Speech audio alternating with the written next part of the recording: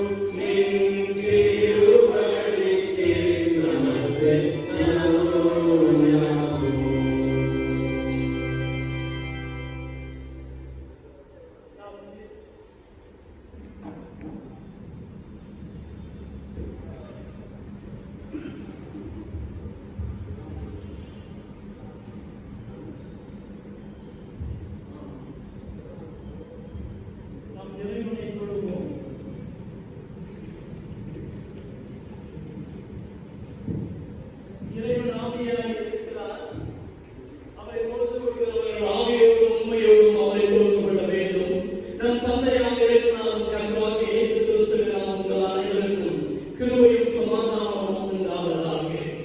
சூரியன் உதிக்கும் திசை தொடங்கி அஸ்தமிக்கும் திசை வரையிலும் தேவனுடைய நாமம் துதிக்கப்படுவதாக.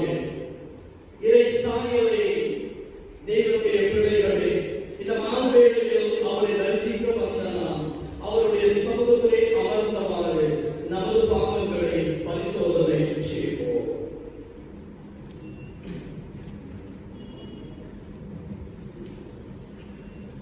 நூற்றி 2வது பாடல் பாவ அறிக்கைக்கு துணையாக தீய மனதை மாற்ற வாழும் என்ற பாடல் வழியாக நம்முடைய பாவங்களை நாம் அறிக்கை செய்வோம்.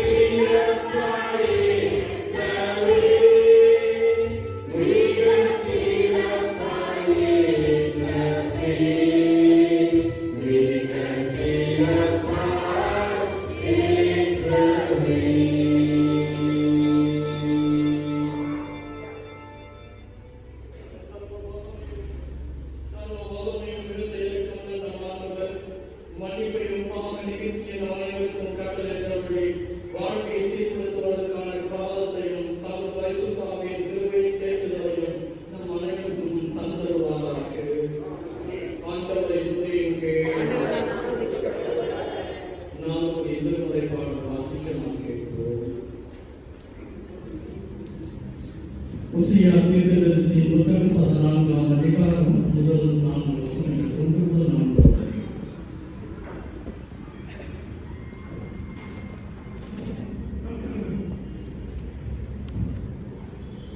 நாளுக்கு வேண்டிய வசக்கூடிய வேறுபாடும் ஓசியாவை பிரதிகிற புத்தகம் 14ஆம் அதிகாரம் 1 முதல் 4.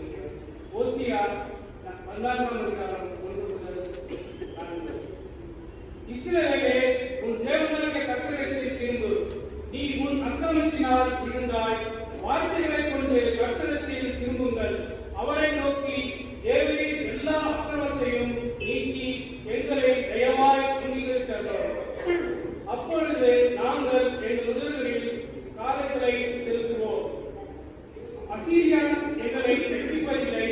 நாங்கள் குதிரைகளின் மேல் ஏற மாட்டோம். எங்கள் கைகளில் தீயை பார்த்து நீங்கள் எங்கள் தேவர்கள் என்று நீ சொல்ல மாட்டோம். திக்கட்டவன் உம்மிடத்தில் இரக்கம் பெறுகிறான் என்று சொல்லுங்கள். நான் உங்கள் சீர்கேட்டை குணமாக்குவேன். அவர்களை மனப்பூர்வமாய் சிநேகிப்பேன். என் கோபம் அவர்களை விட்டு நீங்கிட்டு பசிக்குடைய வேலைப்பாடும் வாசித்து முடித்தார். கிறிஸ்துவுக்குள் பிரியமான சகோதர சகோதரிகளை இயேசுவின் நாமத்தில் உங்கள் ஒவ்வொருவருமாக வாழ்த்துகிறேன். உலக தேவனுக்கு நான் நன்றி கூறுகிறேன்.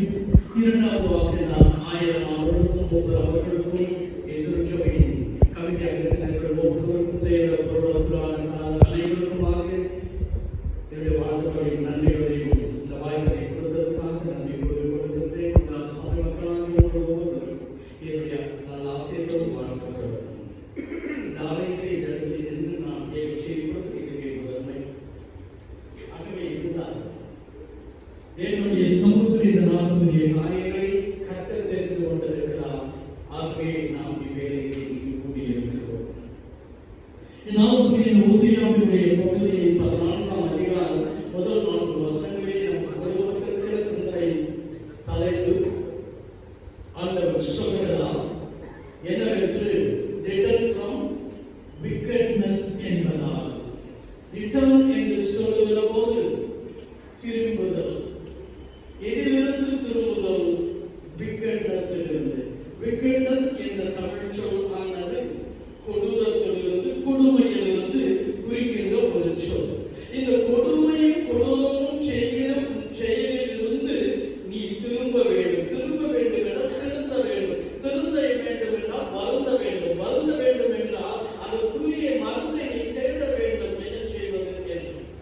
ஆகவேதான் என் அன்புக்குரிய தேவனுடைய பிள்ளையே, தேவனுடைய சமூகத்தில் இந்த 2 நாட்கள் உனக்கு எனக்கு கொடுக்கப்படுவது தருணத்தின் நோக்கம் நாம் திரும்பி வர வேண்டும், திருந்த வேண்டும், மனம் திரும்ப வேண்டும் என்பதற்காக இந்த நாள் ஆண்டவர் உனக்கு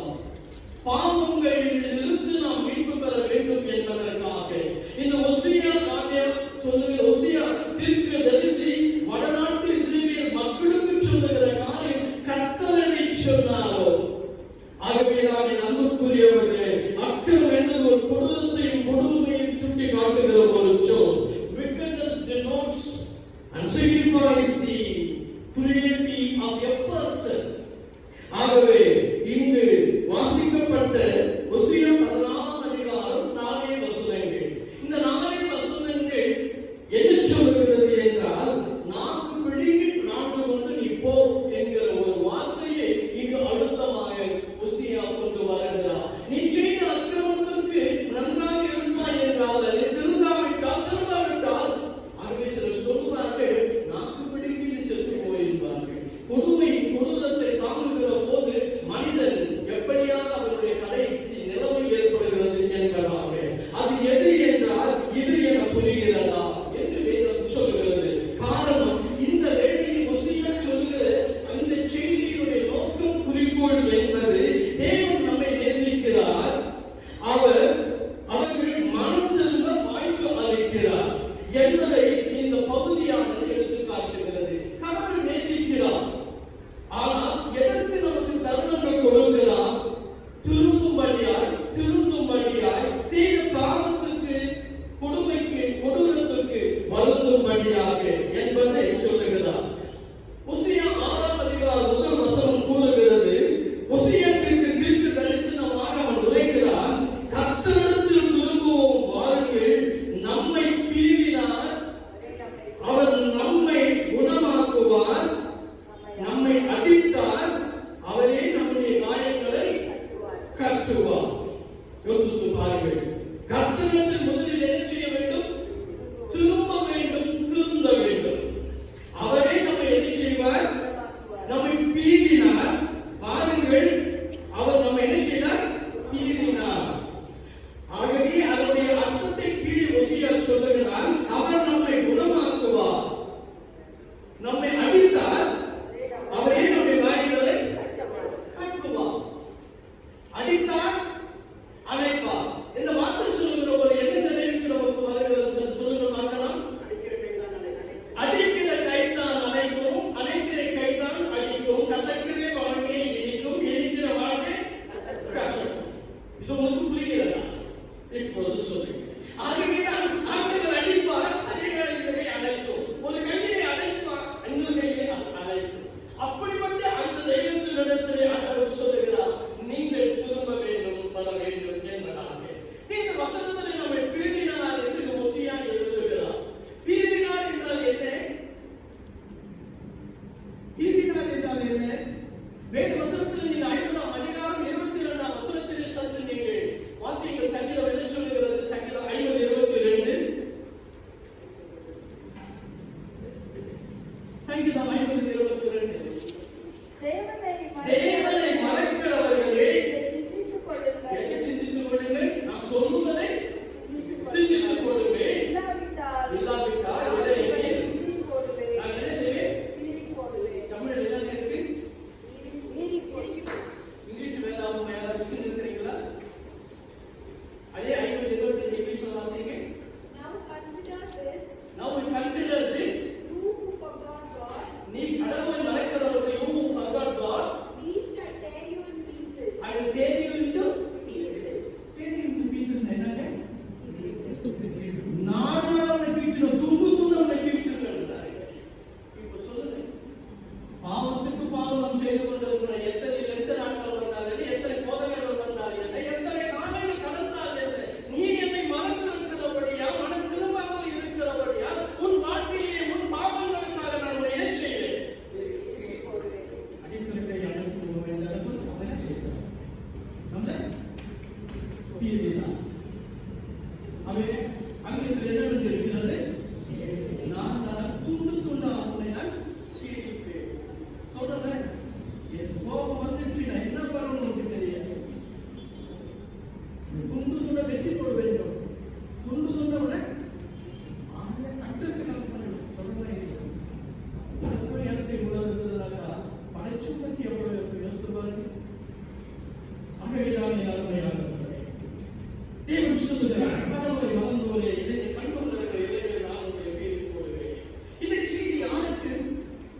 அந்த உசையா சொன்னது அன்றைய இஸ்ரவேல், வட இஸ்ரவேல், எப்ராயிம், சமாரியா மக்கள். இன்று யாருக்கு? இன்று நமக்கு அது அவங்க நேரத்தில் எனக்கு இல்லையே, விட முடியாது. அவர் சொல்லுகிறார், பாவத்தில் வாழ்கிறவர்களுக்கு நிச்சயம் என்ன உண்டு? தண்டனை உண்டு. எவ்வளவு பின்மாற்றத்தில் வாழ்ந்து கொண்டு நாம் இருந்தாலும் தேவனிடம் உண்மையாகவே மனம் திரும்பி வந்தாலும் அவர் நம்மை ஏற்றுக்கொள்ள தயாராகவே இருக்கிறார். எனவே நான் ஆண்டவர் சொல்லுவார், நீ மனம் திரும்பி என்னிடத்திலே வந்தால் 34 சங்கத்தில் என்ன சொல்கிறது? கர்த்தரை உண்மையாய் தேடுவதற்கு மனம் திரும்பி வருவோருக்கு அவரிடத்திலிருந்து எந்த குறையும் வராது, ஒரு நன்மையும் குறைவு வராது. ஆகவேதான் ஆண்டவர் சொல்லுகிறார், பாவத்தை மறைக்காதே. ஆண்டவர் பாவங்களை ஓசியாவிலே அவர் சொல்லுகிறார், 16 வசனங்களை அவர் சொல்லுகிறார், பாவங்களுக்கு தண்டனைகளை அனுமதிக்கும் தேவன் மன்னிப்பதற்காக காத்துக் கொண்டிருக்கிறார். ஆனால் அதிகாரத்திலே அங்கு நீங்கள் 3 வசனங்களை நீங்கள் வாசித்து பார்ப்பீர்கள் என்று சொன்னார். அவர் சொல்லுகிறார், மனம் திரும்புபவர்களுக்கு மன்னிப்பதற்காக காத்துக் கொண்டு இருக்கிறார் என்று சொல்லுகிறார்.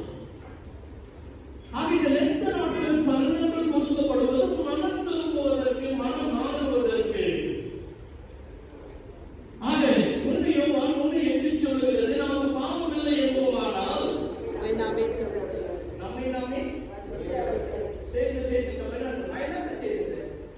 நான் என்ன தப்பு பண்ண சொல்றேன் இல்லையா?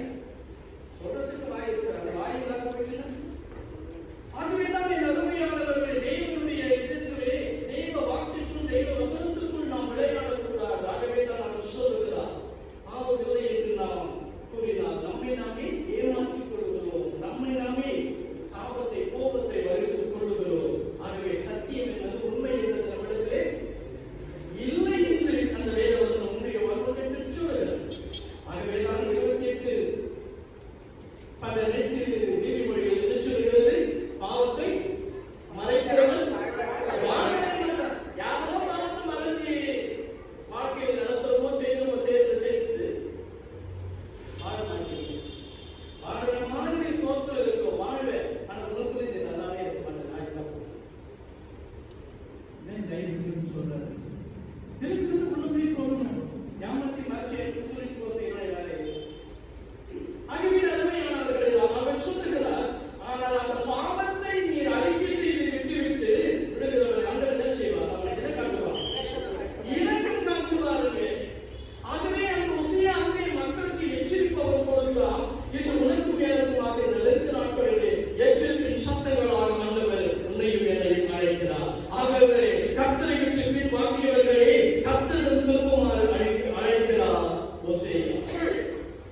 12ஆம் அதிகாரம் 6ஆம் வசனத்தில் ஓசேயா அப்படி சொல்கிறார், இஸ்ரவேலே உன் கடவுளிடம் நீ திரும்பி வா, இரக்கத்தையும் நீதியையும் கடைபிடி. முதல்ல நீ திரும்பி கடவுளிடத்திற்கு வரணும், 2வது நீ செய்ய வேண்டியது இரக்கம், 3வது நீதியை செய். எப்போதும் கடவுளையே நம்பி என்ன செய்ய வேண்டும்? காத்து 12:6 சொல்கிறது ஓசியாவிலே. ஆகவே அருமையானவர்களே, இந்த நாளிலே கர்த்தருடைய சமூகத்திலே நீ காத்தது, விழித்தது, சிந்தித்தது என்று அவர் சொல்லுகிறார். தன் பிள்ளைகளுக்காக நாம் வருந்தவே இந்த 2 நாட்களிலே நாம் துக்கம் படுகிறோம், மனவேதனைப்படுகிறோம், வியாகுலப்படுகிறோம். எதற்காக? நம் பாவங்களிலிருந்து நாம் மீட்பு பெற வேண்டும் என்பதற்காக, சுத்திகரிக்கப்பட வேண்டும் என்பதற்காக. ஆகவே 2:13 யோவேல் என்ன சொல்லுகிறார்? நீங்கள் உங்கள் வஸ்திரங்களை இருதயங்களை பிடித்து உங்கள் தேவனாகிய கர்த்தரிடத்திலே திரும்புங்கள். ஆகவே ரொம்ப பேர் என்ன செய்வோம்? பொறுத்தல், ஒருத்தல், வெறுத்தல் என்று சொல்கிற அளவிலே நம்மை நாமே கஷ்டப்படுத்திக் கொள்வோம். ஆனால்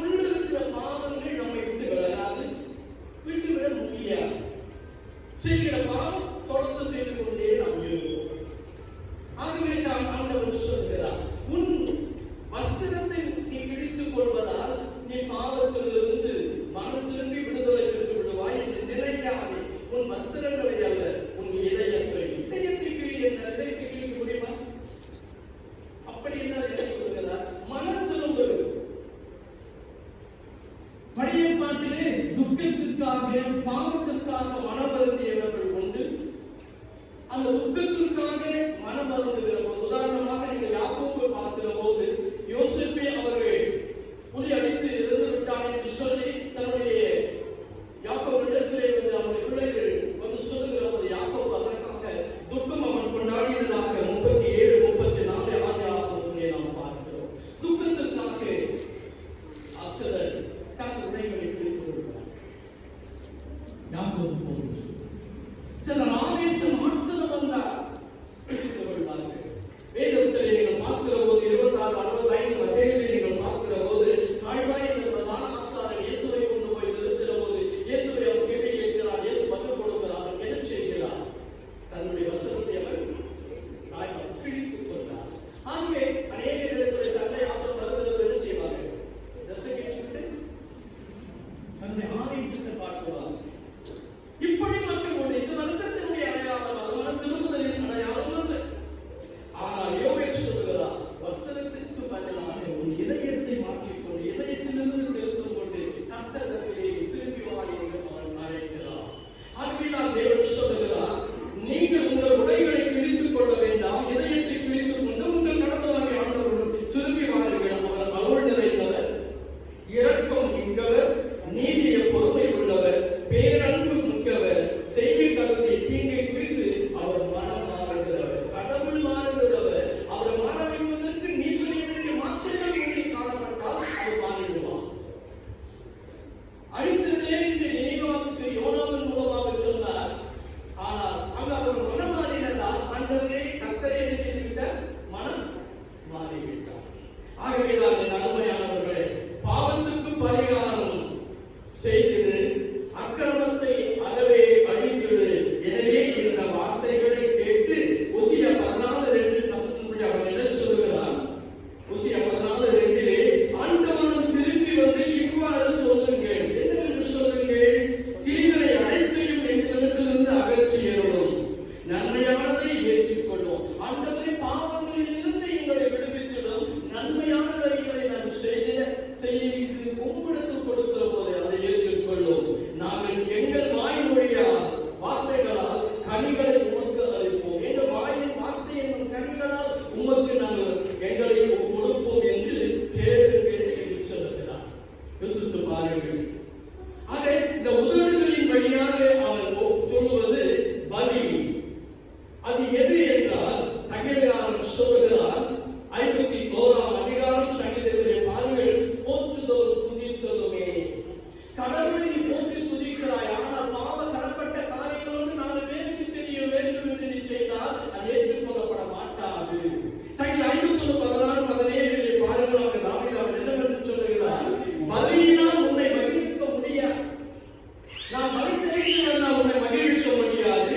என் பலி செலுத்தினாலும் நீர் அதில் நாட்டம் கொள்வதில்லை. கடவுளுக்கு ஏற்ற பலி நொறுங்கிய நெஞ்சமே, உடைந்த நெஞ்சமே அவருக்கு உகந்த பலி. கடவுளே நொறுங்கிய குற்றம் உணர்ந்த உள்ளத்தை நீர் அவமதிப்பதில்லை.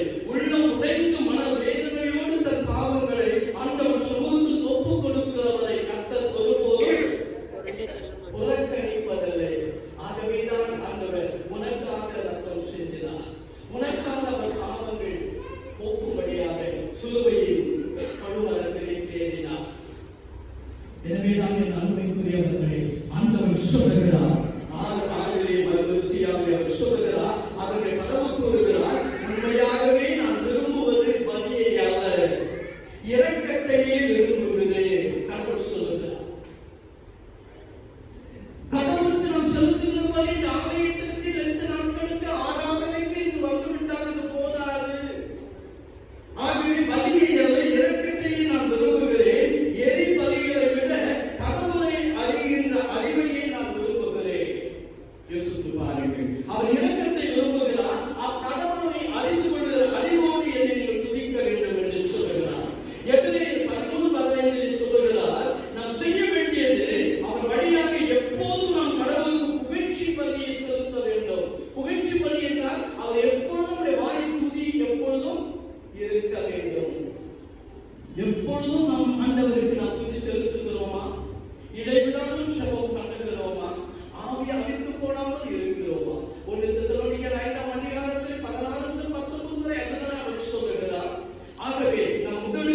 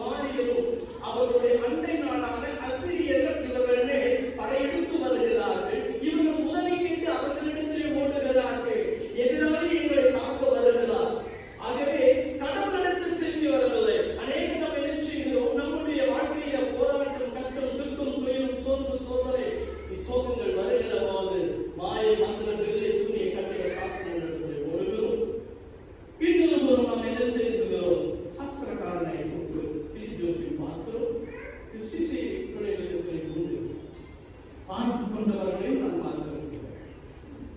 ஆகவேதான் ஆனால் என்னிடத்தில் வரவில்லையே, என்னிடத்தில் வந்து கேட்கவில்லையே, என்னிடத்தில் அவருடைய குறையை சொல்லவில்லையே என்று ஆகவேதான் அவர் சொல்லுகிறார். சங்கீதத்திலே நாம் வாசிக்கிறோம், அங்கு அவர் சொல்லுகிறார்,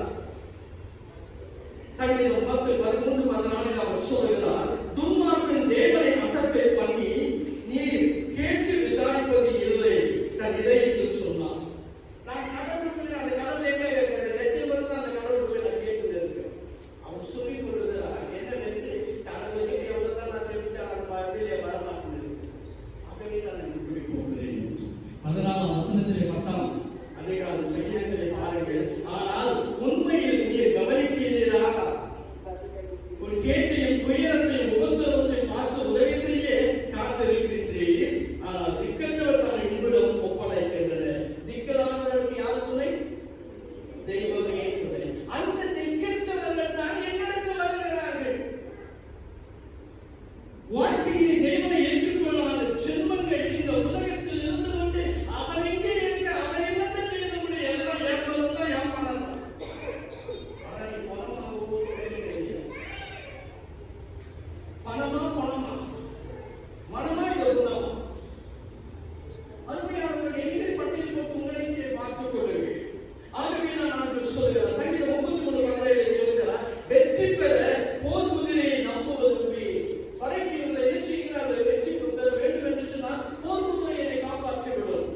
குதிரை எனக்கு சரியாக இருந்தால் அந்த யுத்தத்திலே அந்த குதிரையை தந்தையை கொடுத்து தன்னை காப்பாற்றிவிடும். ஆகவே அந்த குதிரை எதிராளி தாக்குகிற போது அது எப்படி வேண்டுமானாலும் எனக்கு தோல் கொடுக்கும். ஆகவே நான் குதிரையை நம்புகிறேன். குதிரையை படுத்துகிறார்கள், குதிரையை செயல்படுத்துகிறார்கள். குதிரையை நம்பிக்கை வைக்கிறவர் படைத்தவர் நடத்தில் நம்பிக்கை வைக்கவில்லை என்று கேட்கிறார். வெற்றி பெற போர் குதிரையை நம்புவது மிகுந்த வலுவுள்ளதாயினும் அது வலுவுள்ளதாக அந்த குதிரை இருந்தாலும் அது உன்னை விடுவிக்காது. ஆக நீர் அறிந்து கொள்ளவில்லை. 68:5 சங்கீதத்திலே பாருங்கள், திக்கற்ற பிள்ளைகளுக்கு தந்தையாகவும் கணவனை இழந்தவர்களுக்கு காப்பாளராகவும் இருப்பவர் நியாயம் விசாரிக்கிறவராக இருக்கிறார். திக்கற்ற பிள்ளைகளுக்கு கடவுள் தந்தையாக இருக்கிறார். கணவனை இழந்தவர்களுக்கு காப்பாளராக பாதுகாவலராக ஆண்டவர் விசாரிக்கிறவராக இருக்கிறார். ஆகவே அவர் நிச்சயம் செயலுக்கு நியாயத்தை கேட்பார் என்று சொல்லுகிறார்.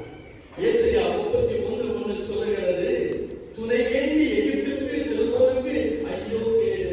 ஆண்டவரே, இஸ்ரவேலரே, தேவனை தேடாமல் எப்ராயிமே, சமாரியாவே, நீ எகிப்துக்கு துணை வேண்டி அவர்களிடத்தில் செல்லுகிற உனக்கு ஐயோ, அவர்கள் குதிரைகளுக்காக காத்து கிடக்கிறார்கள். பெரும் தேர்ப்படைகளையும் வலிமை மிகு குதிரை வீரர்களையும் நம்பி இருக்கிறார்கள். இஸ்ரவேலின் பரிசுத்தருக்காக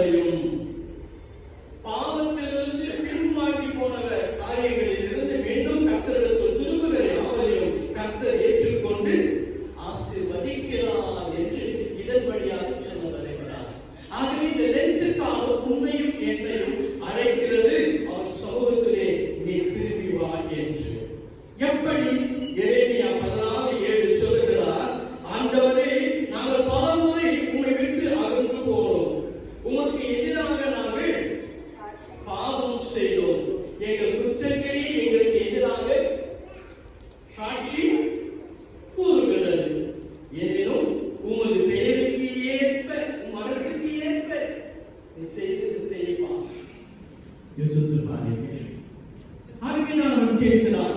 எபேசியர் 1:6 சொல்கிறார், தம்முடைய தயவுள்ள சித்தத்தின்படியே நம்மை இயேசு கிறிஸ்து வழியாக தமக்கு சொந்தமான பிள்ளைகள் ஆக்கிக் கொள்ள அன்பினால் முன்குறித்து நம்மை அழைக்கிறார்.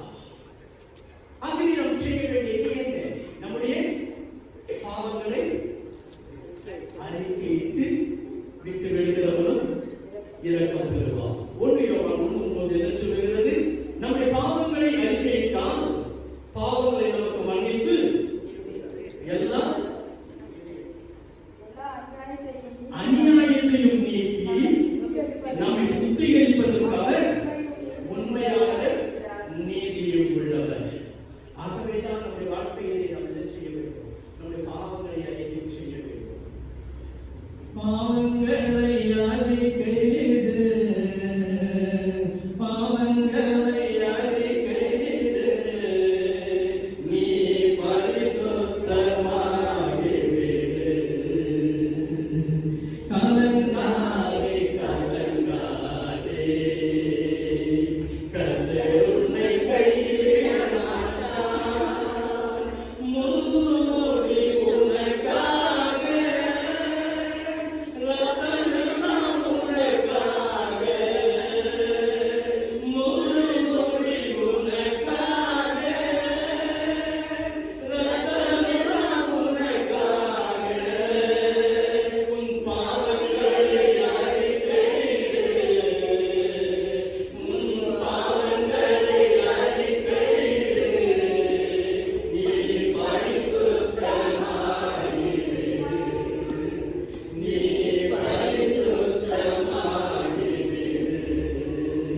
யோசித்து பாருங்கள்.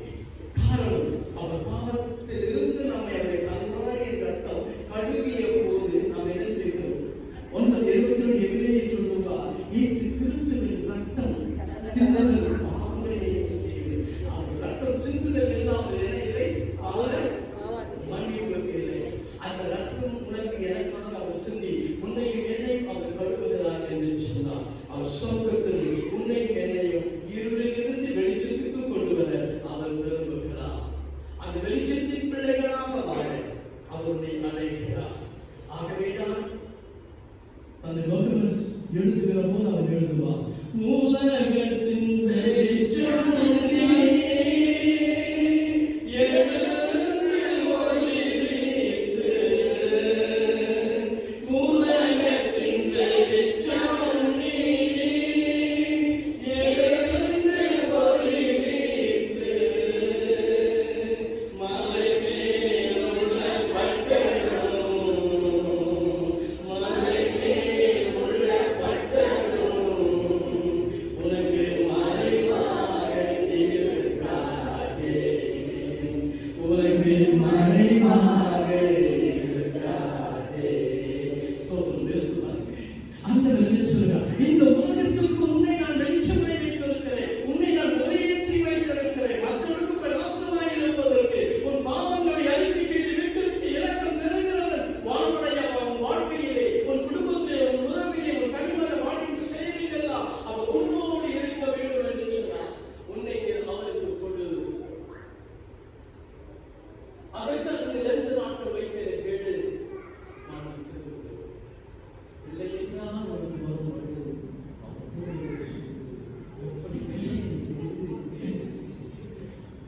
ஆகவேதான் முக்கியவர்களே, அந்த தெய்வத்தை இந்த 2 நாட்கள் 40 நாட்கள் நமக்கு கொடுத்திருக்கிறார்.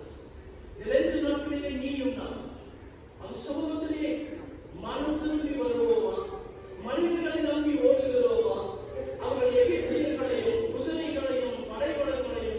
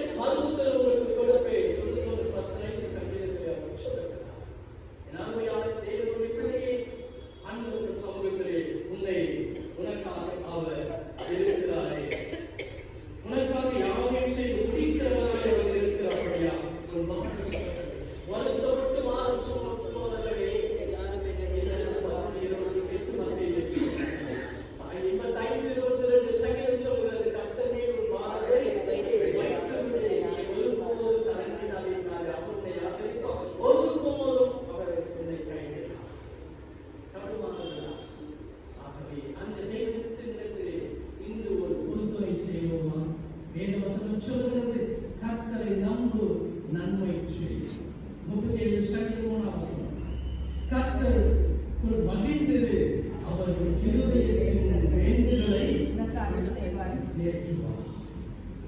கர்த்தருக்கு உன் வழியை ஒப்புக்கொடு, அப்பொழுதே சாமிகளை எல்லாம்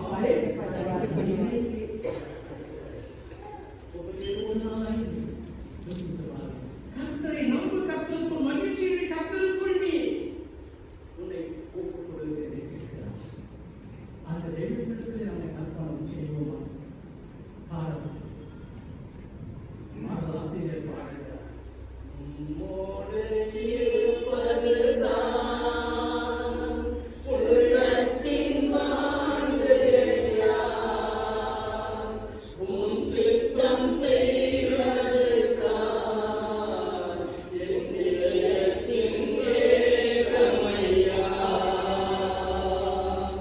உம்மோடு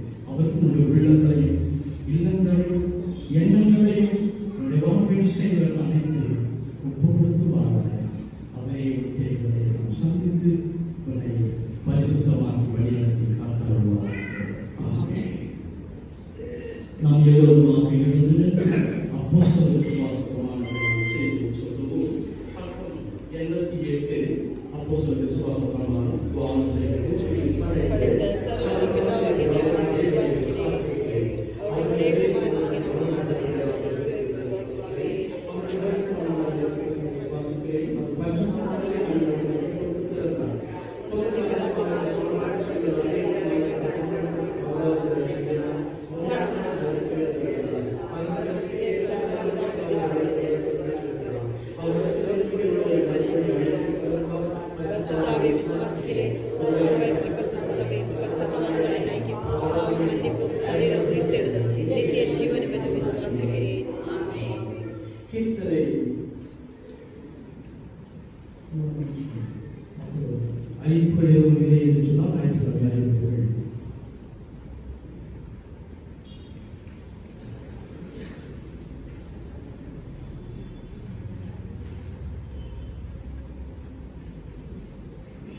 செயலர்கள் அறிவிப்பு கூறுகிறார்கள்.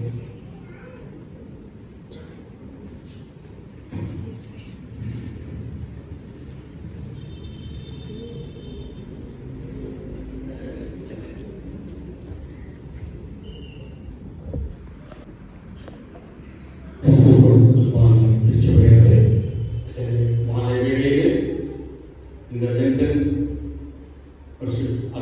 இந்த முதல் வெள்ளிக்கிழமை வந்து கொள்ளுமையாக இயேசு திருநாமத்தை நன்றி மற்றும் வாழ்த்துக்களை தெரிவிக்கிறேன்.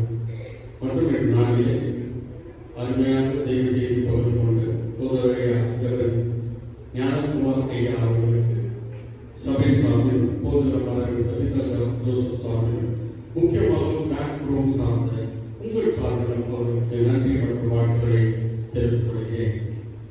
மற்றும் ஆராதனை முடிந்த பிறகு உங்களுக்கு என்று செல்ஃப் ஆஃபரிங் உண்டி ஆராதனை முடிந்ததற்கு நீங்கள் வந்து அந்த உண்டியை எடுக்கும்படி அன்போடு கேட்டுக்கொள்கிறேன். மற்றும் அனைத்து வெள்ளிக்கிழமை உங்களுக்கு இது இருக்கு.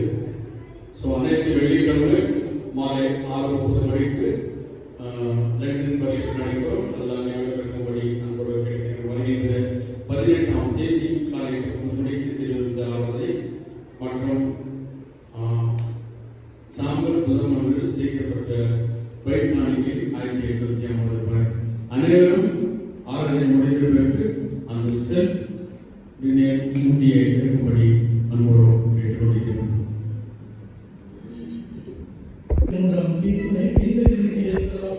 சிலுவையின் மேலும் என்ற பாடலை நான் பாடுகிற போது காணிக்கை எடுக்கப்படும்.